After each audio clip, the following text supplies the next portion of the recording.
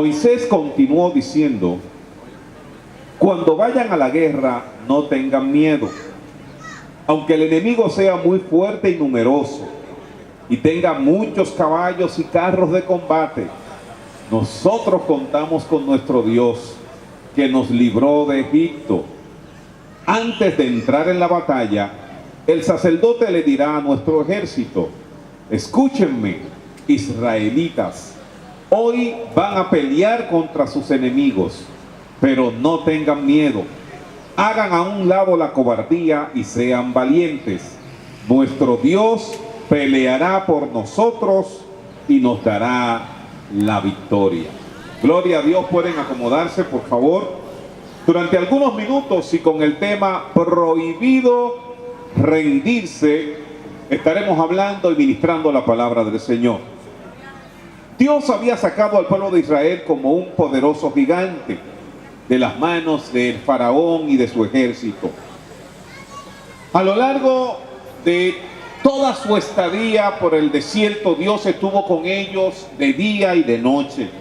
La palabra dice que de día Dios enviaba una columna de nubes y que de noche Él le enviaba una columna de fuego. El fuego representa la presencia del Espíritu Santo. En otras palabras, de día y noche, durante todo el tiempo que el pueblo de Israel estuvo en el desierto, Dios estuvo con ellos, y la presencia de Dios también estuvo con ellos, como está en este lugar la presencia de Dios en el día de hoy. Al final de sus días, Moisés, por inspiración divina, comienza a darle una serie de instrucciones que se recoge a lo largo de todo el libro de Deuteronomio, que significa la segunda ley o la repetición de la ley. ¿Qué estaba haciendo Moisés con su pueblo? Moisés le estaba recordando todos los milagros, todos los prodigios, todas las cosas buenas que Dios había hecho para con ellos.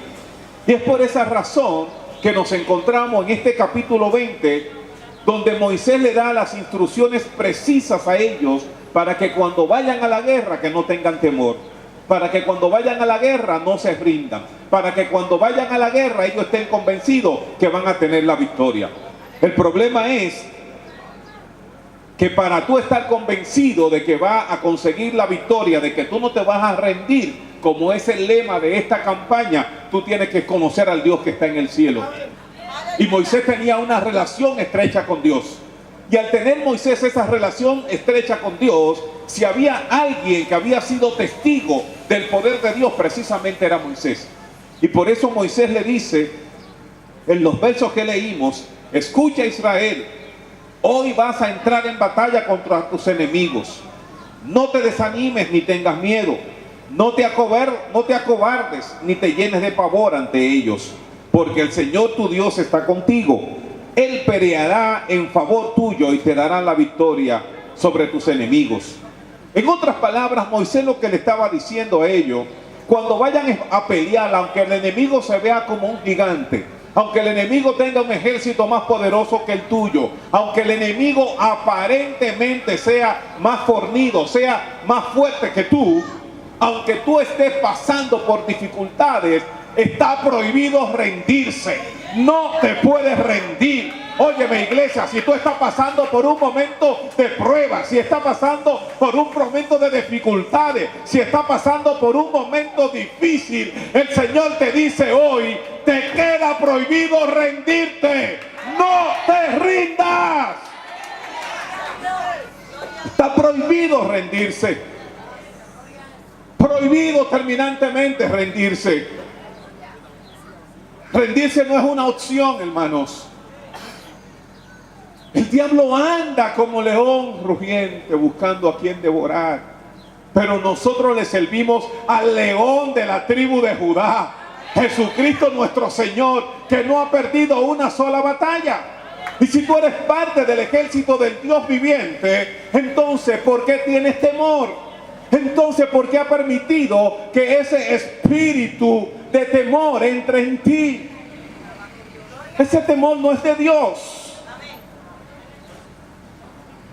Porque Dios no ha puesto en ti espíritu de cobardía. Dios ha puesto en ti espíritu de poder. Dios ha puesto en ti dominio propio. Dios ha puesto en ti valentía. Por eso, aunque los gigantes vengan contra ti, tú tienes que pararte en la brecha y decirle: gigante, quítate, porque por ahí voy. Te quita o te tumbo, en el nombre de Jesús. No importa lo grande que sea el problema, no importa lo grande que sea el gigante, Jehová peleará por vosotros y vosotros estaréis tranquilos, vosotros estaréis quietos. Solo tú tienes que poner la confianza en el Dios del cielo. Solo tú tienes que creer en que Dios tiene el control. El problema es que para poder confiar en el Dios que está en el cielo, tú tienes que tener una relación estrecha con Dios. Y para conocer al Dios del cielo, tú tienes que ser conocido en el cielo de Dios. En otras palabras, si tú no tienes una relación estrecha con el Señor, si tú no oras, si tú no ayunas, si tú no meditas en la palabra, si cuando Dios se reúne con sus ángeles a pasar revista en el cielo nunca han oído tu voz, ¿cómo tú puedes esperar que Dios esté contigo? Ahora, aquel que conoce a Dios, aquel que como el salmista en el Salmo 5 dice: escucha, oh Jehová, mis palabras, considera mi gemir, está atento a la voz de mi clamor, Rey mío y Dios mío, porque a ti oraré. Oh Jehová, de mañana oirás mi voz, de mañana me presentaré delante de ti y esperaré. Esa es la oración de un hombre que tiene comunión con Dios, de un hombre que conoce a Dios, de un hombre que dice: antes de yo pararme de la cama, yo estoy en la presencia de Dios, yo me estoy presentando delante del Dios eterno, yo confío en el Dios que está en el cielo, yo sé que cuando Dios está conmigo, nadie puede enfrentarse a mí. Por eso el salmista era un hombre tan especial para Dios. Pero a diferencia de David, había alguien que había sido ungido rey. Y es extraño que siendo ungido rey, ese rey llamado Saúl no tenía relación con el Rey de Reyes y el Señor de Señores.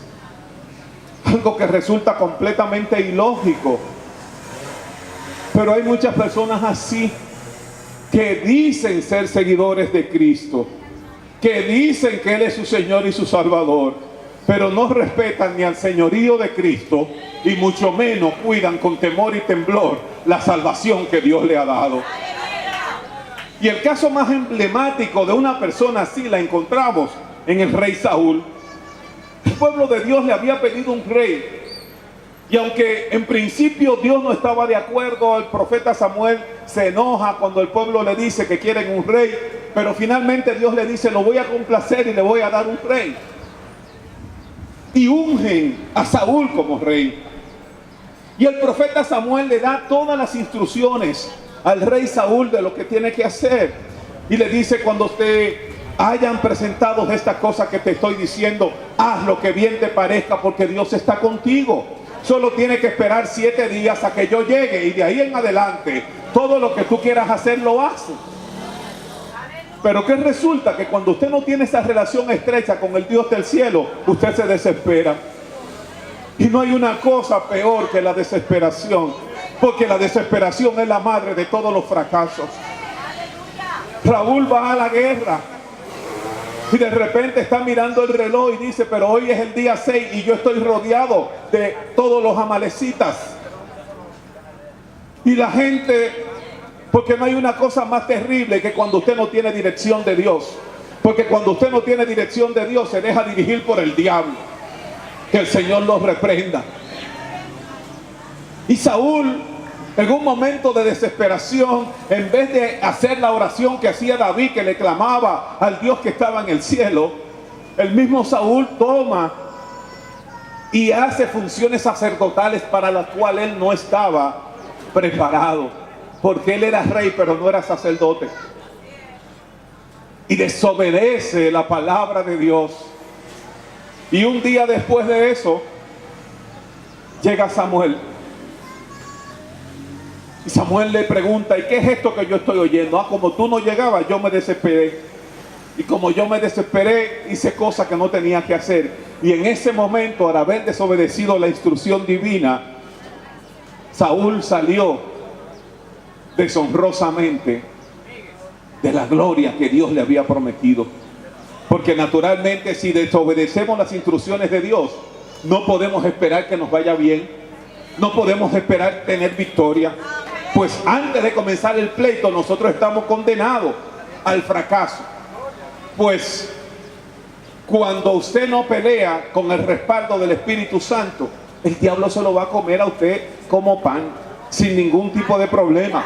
No importa si tú eres un ungido, si usted anda en desobediencia, aunque usted sea un ungido, esa unción se va a convertir en un problema para usted. Porque la unción lo primero que requiere es obediencia y sumisión al Dios del cielo. El ungido de Jehová sabe que no puede levantar un dedo si Jehová no se le ordena. El ungido de Jehová sabe que no se puede mover si Dios no se lo dice. El ungido de Jehová sabe que no puede ir a la guerra si Dios no le dice que guerree.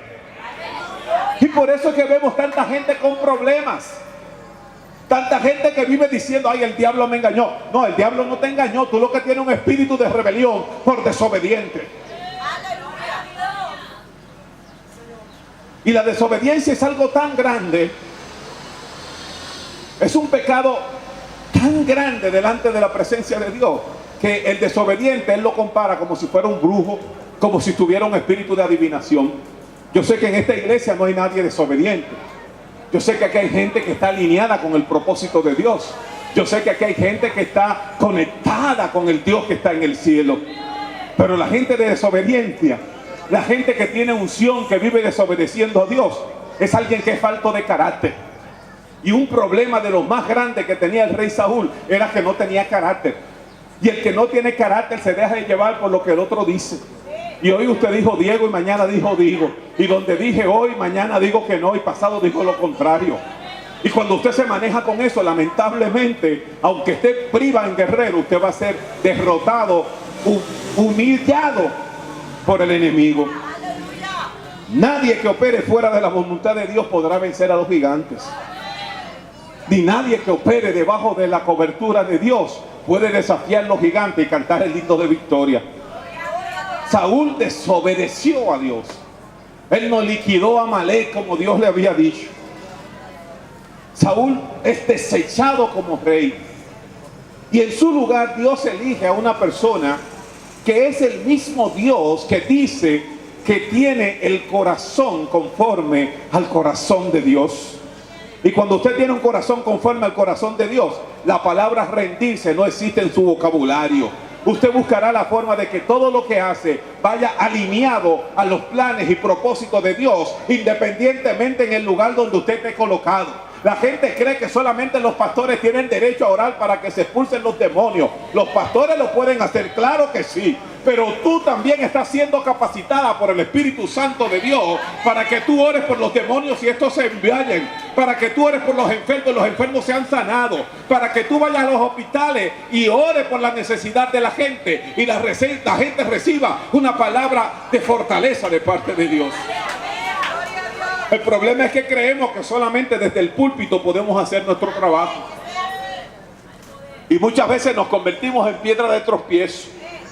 Ay, cuando yo llegue a pastor, yo voy a hacer la cosa de tal manera. Ay, que cuando yo llegue a pastor, las cosas se van a hacer así. Ay, que cuando yo sea el pastor, se van a hacer asado. Espíritu de Saúl, sal de esa gente.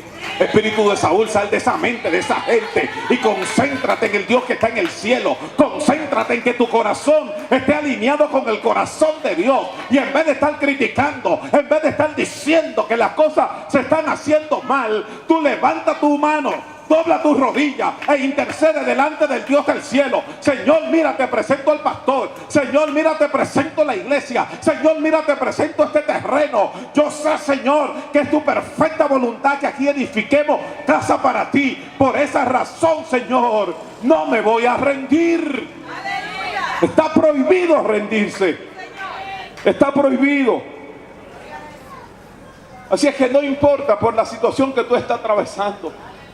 Si tú eres cojo, si tú eres manco, si tú eres pobre de toda solemnidad, si tú eres tartamudo como era Moisés, si Dios te cogió, si Dios te llamó, lo mejor que puede hacer es prepararte en atención y estar capacitándote, porque el Dios que te llamó te va a usar. Yo no sé en qué, pero esta palabra es para alguien. El Dios que te llamó te está capacitando. A veces tú crees que está en el monte, a veces tú crees que está allí solo cuidando las ovejas, ay, amaneciendo, pasando trabajo, pero ahí Dios está forjando tu carácter. Ahí Dios te está diciendo: yo me estoy revelando a tu vida en la tranquilidad del monte. Yo me estoy revelando a tu vida para que tú sepas que tú dependes de mí. Y cuando tú estás capacitado, es un minuto para Él llevarte del monte para el palacio. En un minuto Él te está capacitando para que cuando llegue la hora tú puedas vencer los gigantes, para que tú no te rindas, porque al ejército de Dios la palabra rendirse no existe. Porque muchas veces creemos que todos nuestros caminos están cerrados. Muchas veces creemos que Faraón viene detrás y que delante está el Mar Rojo, y creemos que nos vamos a morir. Pero la palabra de Dios dice que sendas Él hará donde no la hay. El Dios que abrió en dos el Mar Rojo es el mismo Dios que puede levantarte de esa enfermedad. Es el mismo Dios que puede suplir para tu necesidad. Es el mismo Dios que te puede restaurar. Es el mismo Dios que te puede sacar a tu muchacho del vicio de la droga. Es el mismo Dios que te puede restaurar al marido borrachón, al marido que te da golpe. Es el mismo Dios que lo va a levantar y lo va a convertir en una mansa ovejita. Así es que no te rindas, que tu victoria está en proceso. Aleluya. Prohibido rendirse. Él te escogió con un propósito, porque Dios es especialista en escoger a lo vil y a lo menospreciado, para de ahí hacer una obra de arte, para que todo el mundo tenga que reconocer el poderío del Dios eterno, para que la gente tenga que saber que la gracia y la misericordia de Dios están sobre ti. Y cuando la gracia y el favor de Dios están sobre ti, aunque se levanten 1000 gigantes, usted se va a permanecer en pie. Aunque todo el mundo se ponga en contra suya, Dios lo va a restablecer, Dios lo va a establecer, Dios lo va a tener cuidado como la niña de sus ojos. La gente tiene que reconocer que Dios es todopoderoso.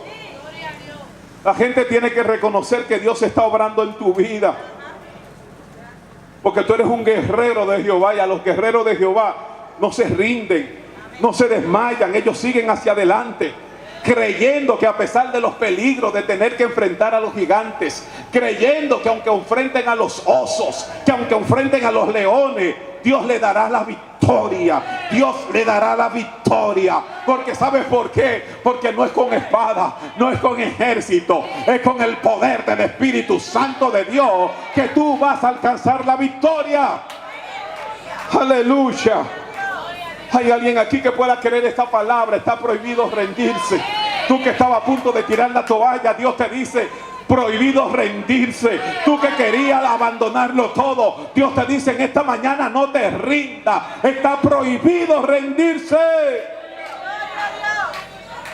Por eso Dios elige a David, porque Dios sabía del material con que estaba hecho el dulce cantor de Israel.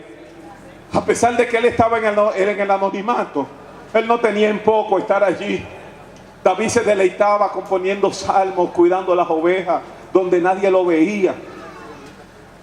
Y tenía que amanecer bajo la lluvia, otras veces amanecía bajo el frío, otras veces tenía que salir corriendo detrás de la fiera a proteger a sus ovejas. Pero David no se quejaba. En esa intimidad que David tenía con Dios, David le cantaba, David le escribía salmos, David adoraba al Dios eterno.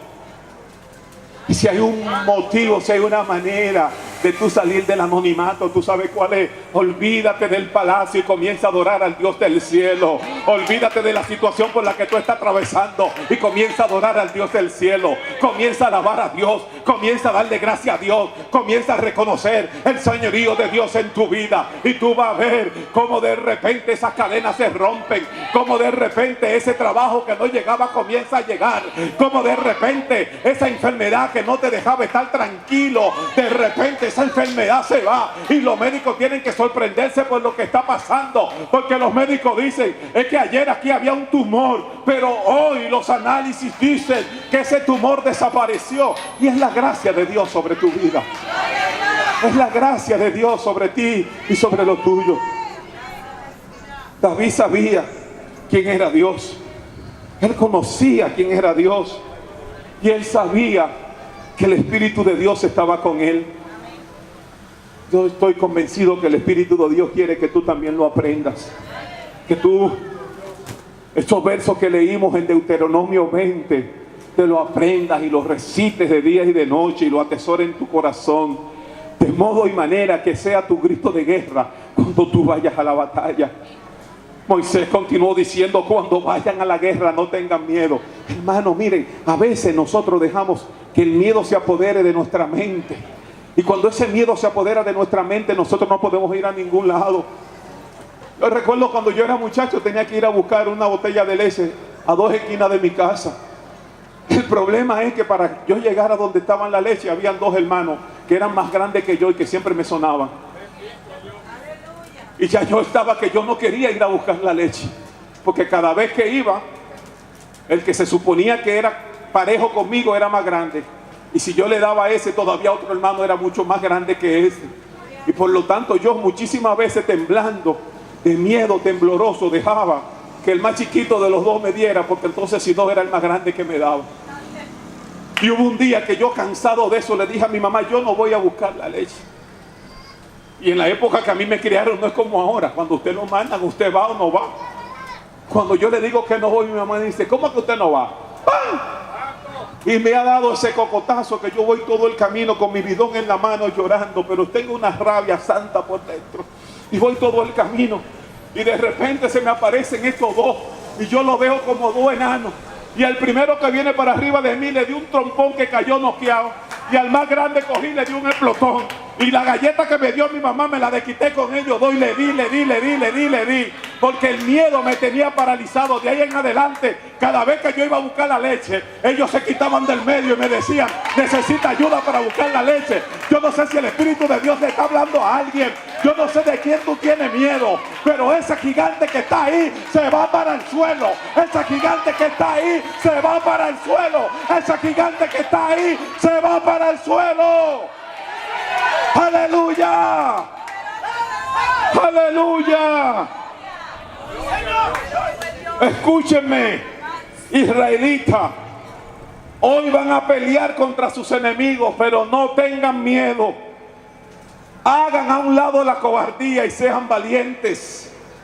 Nuestro Dios peleará por nosotros y nos dará la victoria. Ellos tenían que tener claro que estaba terminante y absolutamente prohibido rendirse. David lo tenía tan claro eso, hermanos, que de repente Isaí, el papá de David, lo manda a buscar y le dice, mira, llévate este queso, llévate esta leche y llévale estos panes a tus hermanos que están en la guerra. Y David sale de estar cuidando las ovejas y va para el campo de batalla. Cuando David llega al campo de batalla, se encuentra con que había un gigante que durante 40 días y 40 noches había estado desafiando al rey Saúl y a todo su ejército. Goliat se levantaba cada día y los desafiaba.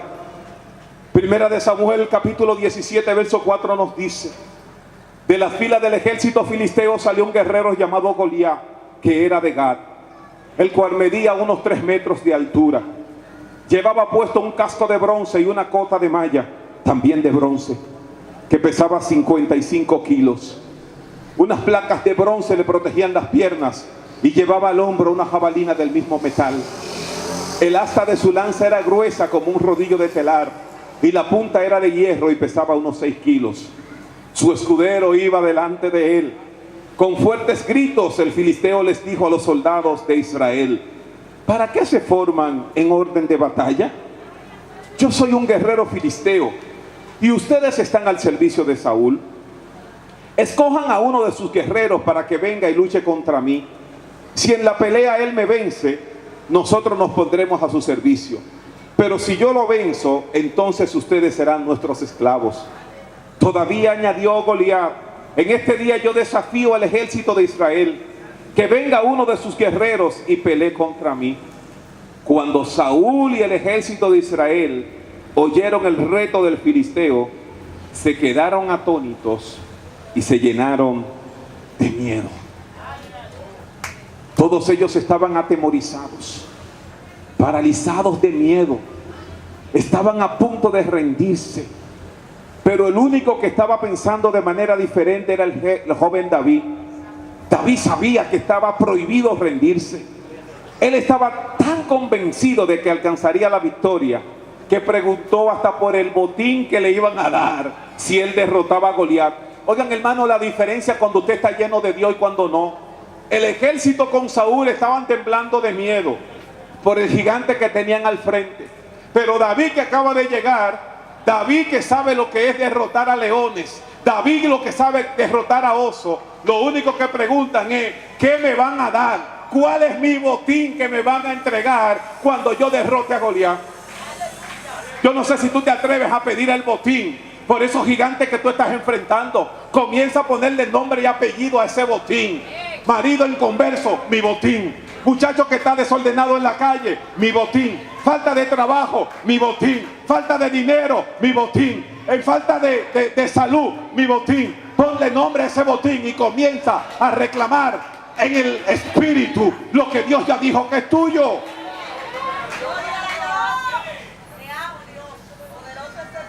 Oigan lo que dice David: ¿qué recompensa se le dará a quien venza a este filisteo y libre a Israel de semejante afrenta?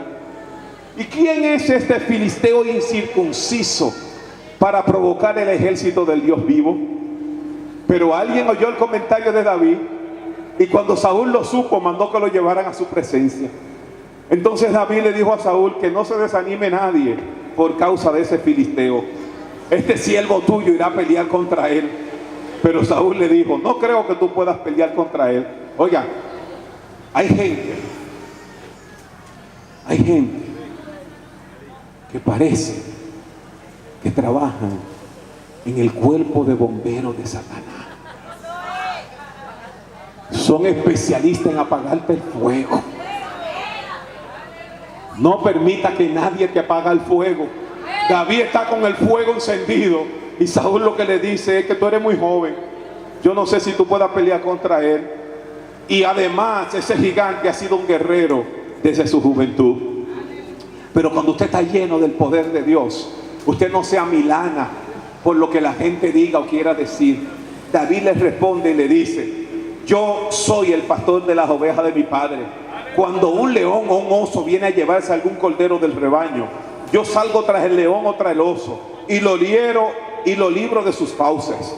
Si el animal me ataca, con mis manos lo agarro por la quijada y lo mato. No importa si es un león o un oso, tu siervo siempre lo mata. Y este filisteo incircunciso es para mí como uno de esos animales. ¿Tú sabes por qué? Porque ha provocado al ejército del Dios vivo.